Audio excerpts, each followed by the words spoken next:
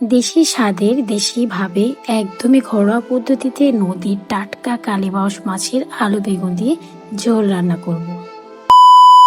Hello everyone, this is me Rita Rakshita. আসসালামু আলাইকুম। আশা করি সবাই ভালো আছেন। আলহামদুলিল্লাহ, আপনাদের দোয়া এবং ভালোবাসে আমিও ভালো আছি।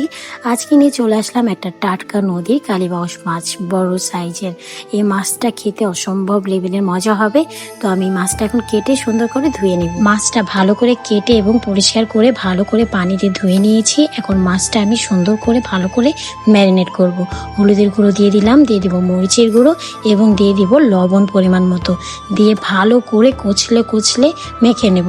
আমার একটা টিপস আছে এখানে, আমি যখন মাছ মাখাই তখন মাছের মাঝে সামান্য পরিমাণ একটু অয়েল ইউজ করি। এই পর্যায়ে আমি মাছগুলো ফ্রাই করার জন্য একটা কড়াইয়ে তেল দিয়ে সুন্দর করে তেলটাকে তেতে নিব। তেতে নিয়ে এখন একটা একটা করে মাছ দিয়ে মাছগুলো ভালো করে একটা ফ্রাই দিয়ে নিব। এখানে আমি মাছগুলো কিন্তু হালকা ফ্রাই দিব না, আর আমি মাছগুলো বেশ মোটা সাইজ করে কেটেছি, এর জন্য একটা ভারী এবং হার্ড একটা ফ্রাই দিয়ে দিব।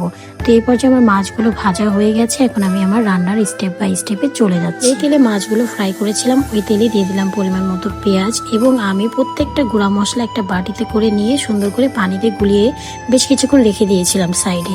এতে মশলাটা খুব সুন্দর মলিন এবং মিহি হয়ে যায়। তেল মশলাটা কষিয়ে নিয়ে আমি এই পর্যায়ে দিয়ে দিলাম বেগুন এবং আলু বেগুনটা ভালো বেশ খানিকটা সময় আমি কষিয়ে নিব। এই পর্যায়ে দিয়ে দিচ্ছি কাঁচামরিচ। আমি সবসময় তরকারিতে এই টাইমটাই ঝাল করে কাঁচামরিচটা দিই, কারণ আগে দিলে কাঁচামরিচটা একটু ফ্রাই হয়ে যায়। তো আমি যে পরিমাণ ঝোল খাবো ঠিক এই পরিমাণ পানি দিয়ে নিলাম।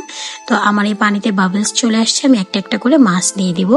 মাছ দিয়ে এখন এই তরকারিটা ভালো করে ঢেকে দিব। তরকারি ঝোলের মধ্যে মাছ ছেড়ে দিলে আমরা অনেকটাই ভেবে ফেলি আমাদের তরকারিটা হয়ে গেছে। তো এই পর্যায়ে আমি দিয়ে দিব ধনিয়া পাতা দিয়ে ঢেকে দিব। আর তরকারি হতে বেশি একটা সময় লাগবে না। তো আমার তরকারি রান্না করা হয়ে গেছে, কালীবাউস মাছ আলু বেগুন দিয়ে ঝোল। তো বন্ধুরা, আপনারা যে বা যারা আমার ভিডিও নিয়মিত দেখেন তাদেরকে অসংখ্য ধন্যবাদ। আবার নতুন কোনো ভিডিওতে আপনাদের সাথে দেখা হবে। ততক্ষণে সবাই ভালো থাকবেন। আল্লাহ হাফেজ।